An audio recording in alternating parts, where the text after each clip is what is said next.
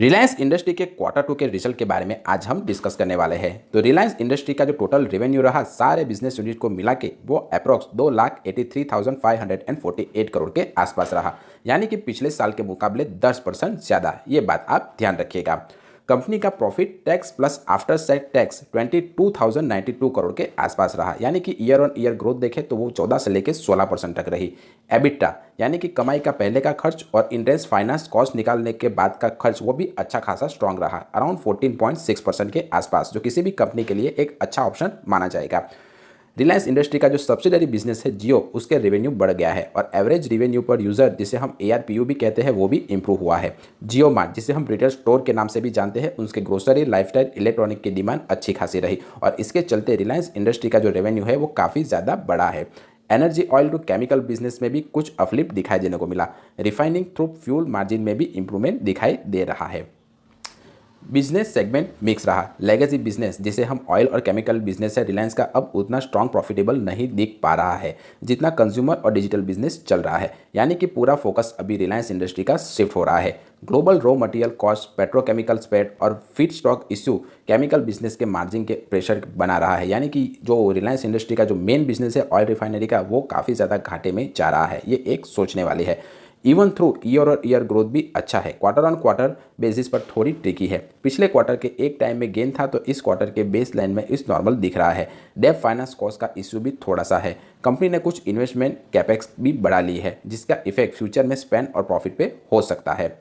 Common man के लिए इसका क्या मतलब है? तो अगर आप सोच रहे हैं कि रिलायंस इंडस्ट्री का स्टॉक लेना चाहिए या नहीं, तो ये बता सकते हैं कि कंपनी डाइवर्सिफाइड है। एनर्जी, टेलीकॉम, रिटेल, डिजिटल सब में इसका इन्वेस्टमेंट बना हुआ है थोड़ा थोड़ा, लेकिन सब परफेक्ट नहीं चल रहा है। कुछ पुराने बिजनेस थोड़े स्ट्रगल कर रहे हैं और उनके मार्जिन भी फिक्स नहीं है। अगर ग्लोबल कंडीशन या रॉ मटेरियल कॉस्ट थोड़ा बहुत भी बढ़ गया तो रिलायंस इंडस्ट्री के कोर बिजनेस के ऊपर इसका काफ़ी ज़्यादा इफेक्ट दिखाई देने को मिल सकता है।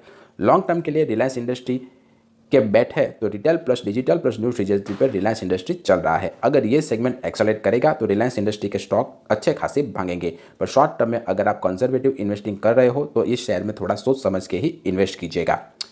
रिलायंस इंडस्ट्री ने क्वार्टर टू में अच्छा परफॉर्म दिया है। रेवेन्यू और प्रॉफिट दोनों पॉजिटिव डायरेक्शन में दिखाई दे रहे हैं। ये सिग्नल है कि कंपनी न्यू एज बिजनेस पे ट्रांजिस्ट कर रहे हैं, लेकिन अभी कुछ और चैलेंजेस कंपनी के लिए बने हुए हैं। लेगेसी बिजनेस में कुछ मार्जिन ठीक नहीं है। ग्लोबल इकोनॉमिक कंडीशन और अनसर्टेनिटी के चलते हुए उनका लेगेसी बिजनेस काफ़ी ज़्यादा घाटे में चल रहा है।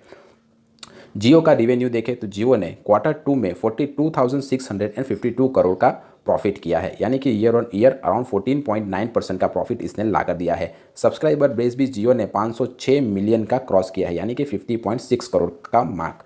ARPU यानी कि एवरेज रिवेन्यू पर यूज़र ये भी 211 रुपये हो चुका है, जो पिछले क्वार्टर की तुलना में काफ़ी ज़्यादा है, यानी कि जियो हर एक ग्राहक से 211 रुपये कमा रही है। तो आप 211 इंटू 50 करेंगे तो आपको उतना रिवेन्यू मिल जाएगा। एबिटा मार्जिन भी जियो का काफ़ी कम है, मतलब कि जियो का यूज़र बेस बहुत बड़ा है और वो यूज़र अब थोड़ा ज़्यादा पैसा खर्च कर रहा है। उसके चलते रिलायंस का जियो का बिजनेस अच्छा चल रहा है। रिटेल वेंचर की बात करें तो रिटेल बिजनेस का रेवेन्यू 90,018 करोड़ के आसपास रहा, जो ईयर ऑन ईयर 18% की ग्रोथ इसमें दिखाई देने को मिल रही है।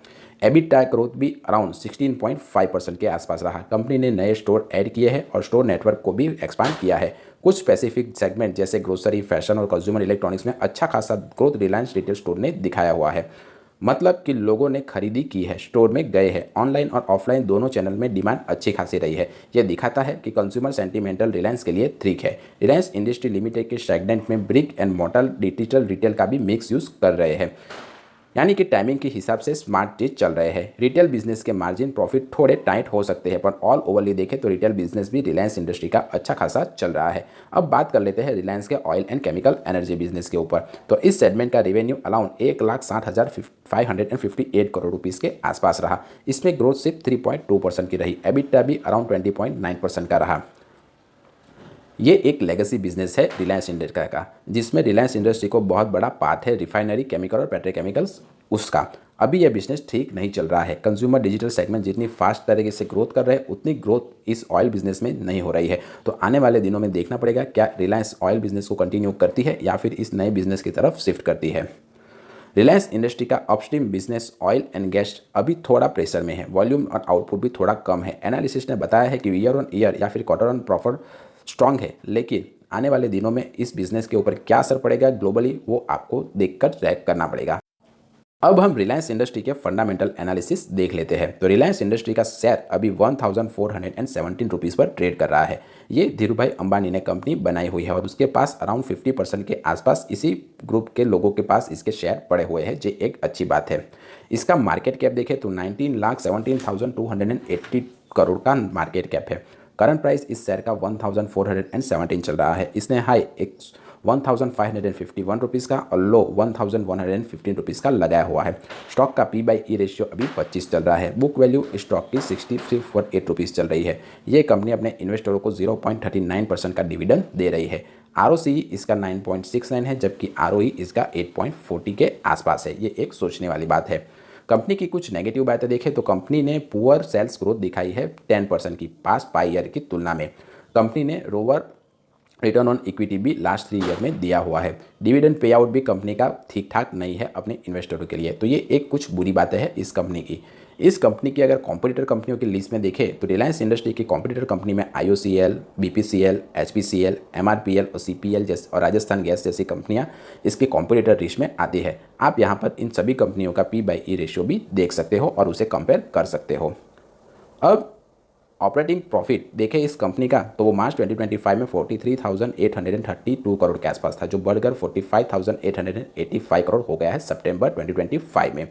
नेट प्रॉफिट देखें तो कंपनी ने मार्च 2025 में अराउंड 22,611 करोड़ का नेट प्रॉफिट किया था, जो सितंबर में घटकर अराउंड 22,092 करोड़ के आसपास रह गया है। ये एक सोचने वाली बात है।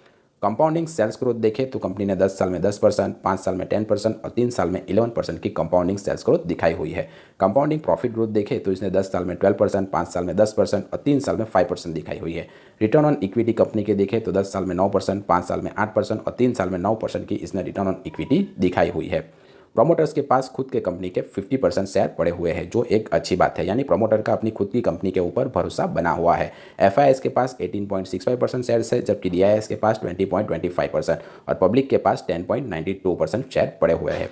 अगर आपने भी रिलायंस इंडस्ट्री में इन्वेस्ट किया हुआ है तो मुझे कमेंट करके बताएं कि कितना प्रॉफिट आपको मिला है आपकी इन्वेस्टमेंट के सामने, और आपका इस क्वार्टर के रिजल्ट के बारे में क्या कहना है। क्या ये अच्छा है या बुरा है। मिलते हैं अगले वीडियो में, तब तक के लिए बाय बाय।